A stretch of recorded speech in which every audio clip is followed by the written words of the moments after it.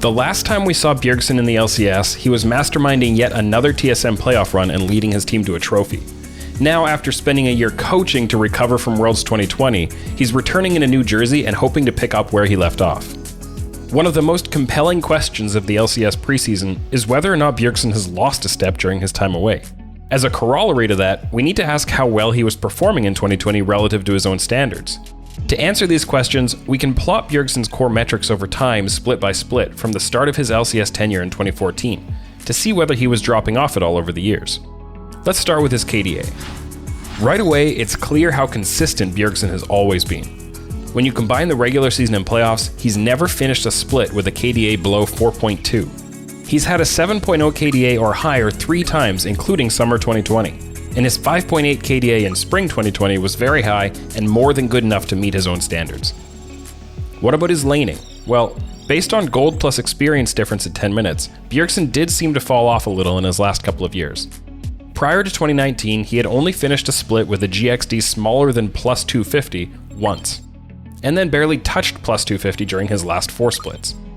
But this is only comparing Bjergsen to his own standards. That plus 117 number was low for Bjergsen, but that was based on the 3rd best GXD among LCS mids in the regular season and 2nd best in playoffs. Even if Bjergsen did take a step back from his peak laning, he was still one of the best laning mids in the LCS when he retired. Finally, how about his damage output? Here, like his laning, we see some regression and flatlining in his later seasons. Bjergsen came into the LCS with massive carry numbers, topping 600 DPM 5 times in his first 8 splits.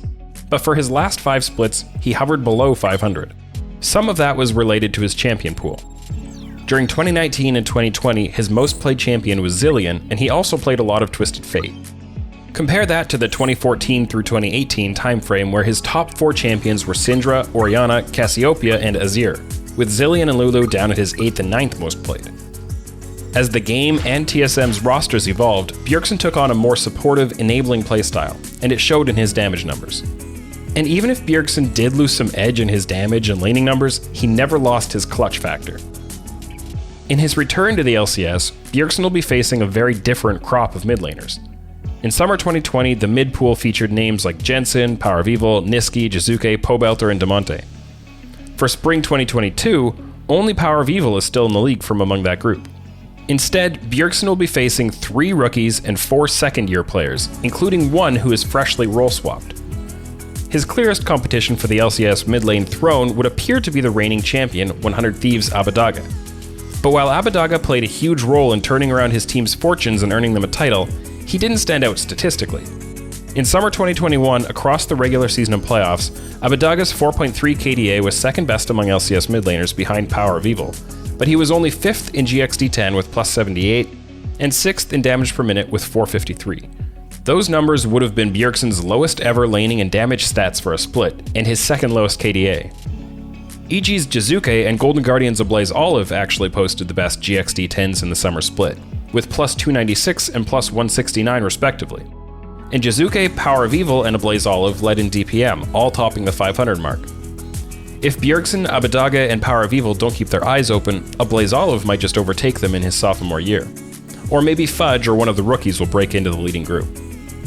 The race to claim the title of best mid laner in the LCS is pretty wide open this year, but even if Bjergsen's performance is a slight step back from summer 2020, he should easily remain in the conversation. Hey everyone, it's Travis Gafford. I'm the executive producer of Run It, I guess you could say. And obviously with me is a very familiar face. Yeah, hey, I'm Tim Sevenhuysen. I'm the writer and presenter of Run It, and have been creating these for the past almost a year and a half. So, Tim, why don't you let people know a little bit of the update on Run It, and I'll kind of explain then what it means for the channel. Sure. So we've been doing this for a long time. Like I said, almost a year and a half. We've done almost 70 episodes of Run It, and it's been a ton of fun, but I just feel like it's time for a bit of a change to focus on some other kinds of content. So as of next week, this is going to be the second last, and next week is going to be the last episode of Run It that we're going to be doing for now. So obviously for me, hearing that Tim wanted to do some other projects and all that, I didn't want to continue on the show without him. I feel like the show is Tim and Barry, who has done an excellent job of editing all these episodes. So I loved having the show, and I've loved working with Tim and Barry. They've been killer and have made an amazing product.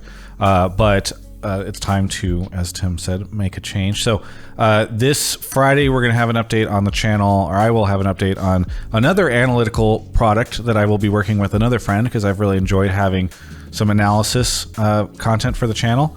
And so stay tuned for that this Friday. But other than that, again, thank you, Tim, for doing the episodes, so many of them, and thank you, Barry, for editing them.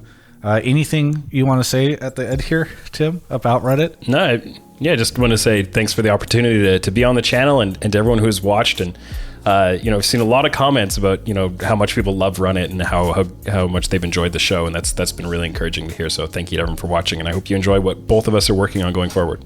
And one last thing is, this doesn't mean that there won't ever be another Run It episode in the future. Maybe if TSM fails, we'll go make another Run It episode for that. There might be some special in the future. Who knows? We're not ending the idea of never doing another one of these, but certainly indefinite hiatus. So again, stay tuned for Friday for more news, and excited to see what Tim and everybody does going forward.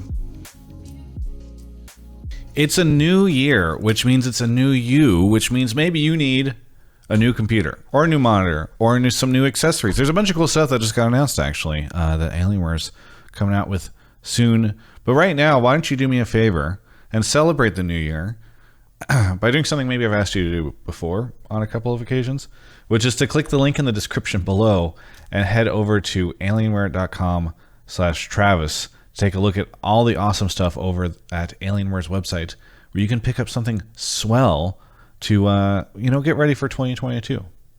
Thanks to them for their support and their sponsorship of our content.